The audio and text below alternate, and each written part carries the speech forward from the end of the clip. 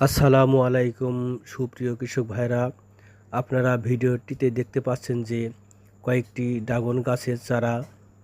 এই চারাগুলো লাগানোর জন্য আপনাদেরকে দেখানো হচ্ছে যে মাটি প্রস্তুত করা কেমনভাবে করতে হয় এবং মাটি প্রস্তুত করার পর এই চারাগুলো লাগানো হবে।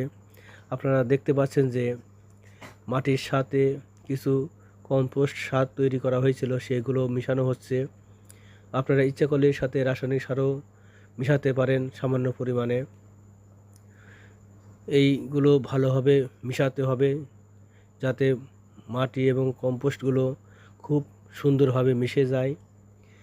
মিশে যাওয়ার পরে আপনারা যে টবে বা পাত্রে লাগাবেন সেই টবগুলো পরিপূর্ণভাবে ভরাট করতে হবে এই মাটি দিয়ে।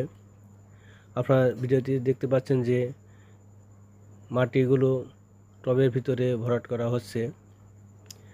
আপনারা ছোট ছোট টবও এই গাছগুলো লাগাতে পারেন এবং বড় টবও লাগাতে পারেন। টবগুলো অবশ্যই পরিপূর্ণভাবে মাটি ভরাট করতে হবে যাতে পানি আটকে না থাকে। আপনারা দেখতে পাচ্ছেন যে টবগুলোর ভিতরে ড্রাগন চারা লাগানো হচ্ছে। লাগানোর সময় আপনার খেয়াল রাখতে হবে যেন চারাগুলো সোজাভাবে লাগানো হয় এবং গাছগুলো আঁকাবাঁকা না হয়।